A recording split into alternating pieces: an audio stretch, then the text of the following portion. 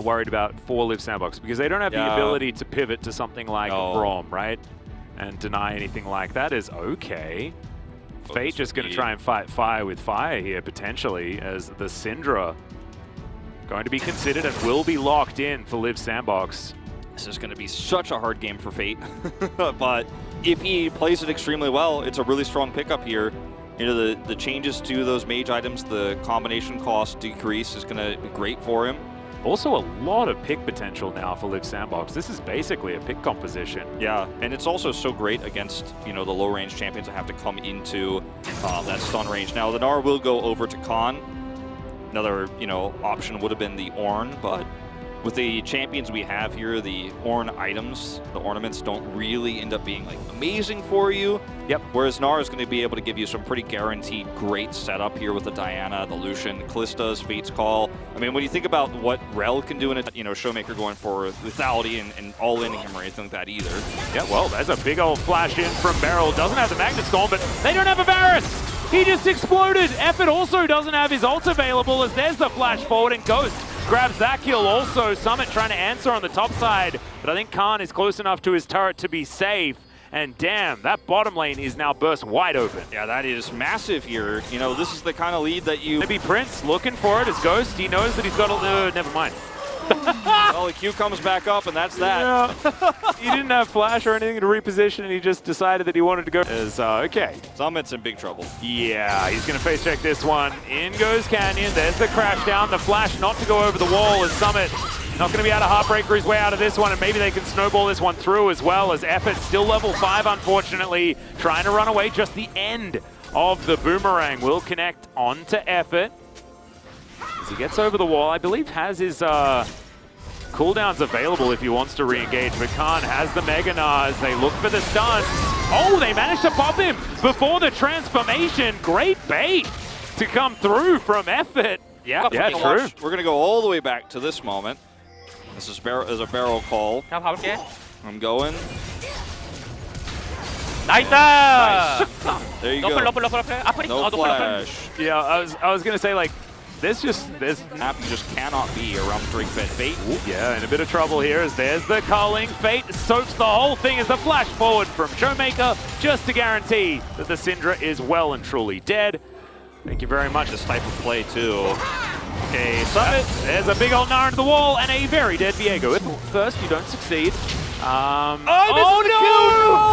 no! Rocco! Khan's at like 1 health, so Prince is going to be able to Gale Force him to death. The flash comes out from Canyon, so it's okay. He didn't quite hit that and was able to give the kill over to Prince as well. Croco actually gigantic brain as Canyon underneath this turret. Let's see whether 4 members are going to be able to get this one done as Showmaker moves on over. Fate might just die here, and yes, he will. Effort also, he's got the unbreakable will, but I don't know whether he's going to have his life for much longer as I take it all back. Prince, massive damage from this Varus.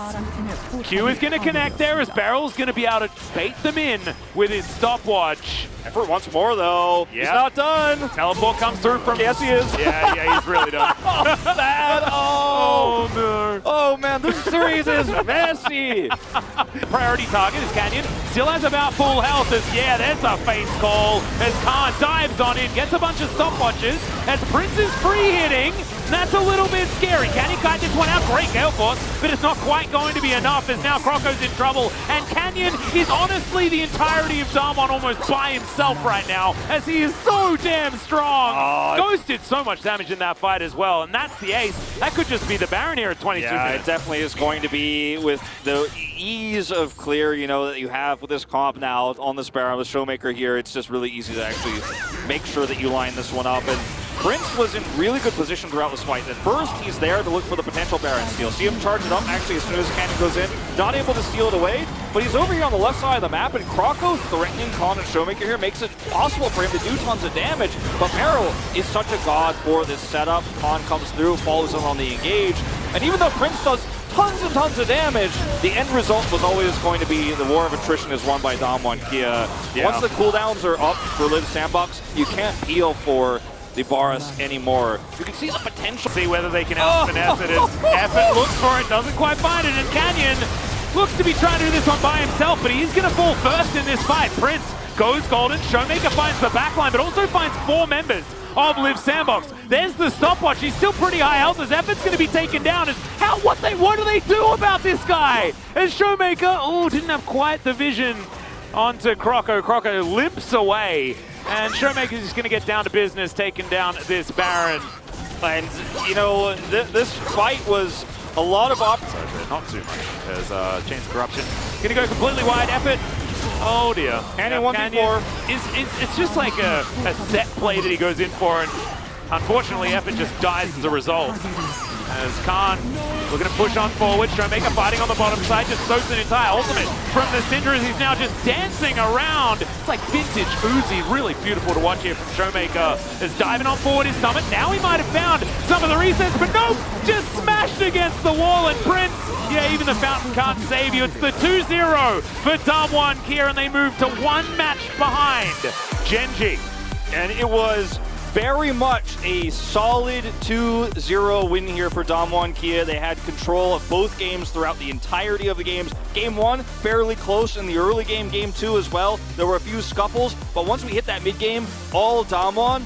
And this is sad if you're a Liv Sandbox fan, because it felt like you just got clapped and you thought this was going to be a super close series. You were hoping for the best. Like, if you're a Liv Sandbox fan, you're like, this is it. This is where people know our name. And yeah, that didn't happen.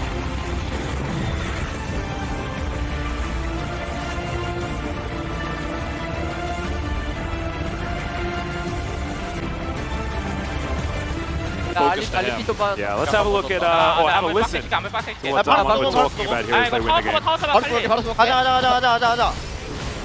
바루스 노플이야 얘. 노플 노공. 또 세준. 바루스 No 노플 flash, no 노공이야. ult. Yep. 이번에 걸게. 바루스. 뭐야 어디가? Focusing the bars. 그냥. 야, Barrel says, let's go. Barrel ults in there. Such a great effort from this team. Like, when you watch all of them grouped up like this, you hear the comms are clean. And they're basically like just winning this game by the most showy, like flashy way possible, but also extremely serious in comms. Yeah. And they look really happy but focused. Like, this is the Damwon Kia that can return to form, maybe get a back-to-back LCK title, and go to Worlds looking like Korea's #1 seed. That's a lot of damage out of Canyon, Khan, and Showmaker. All of them very, very similar. But I like to see damage numbers like this, where everyone's sort of similar, because it shows that we've been scrapping throughout almost the entirety of the game. A 32-minute victory, which is roundabout their average game time, which was, you know, one of the fastest in the league. Damwon Kia is ready to put this era to the post-romantic era, you know? Yeah, I think so. Post-romanticism. Yes. Into like medieval. Wait, where's post-romanticism? Which era was that? Is post-romanticism even a thing? I just made that up. It sounded real. I don't know what we're talking about anymore. Mainly because I don't know what to make of this particular match, because it feels like we've gone back to spring, right? It feels like we have that same Damwon again, but I get so scared because it's this one match, you know. Yes, they did just beat Genji as well. That's going to be a big high, but when do we start believing again? Because we've been burnt so much. As we have a look at our play.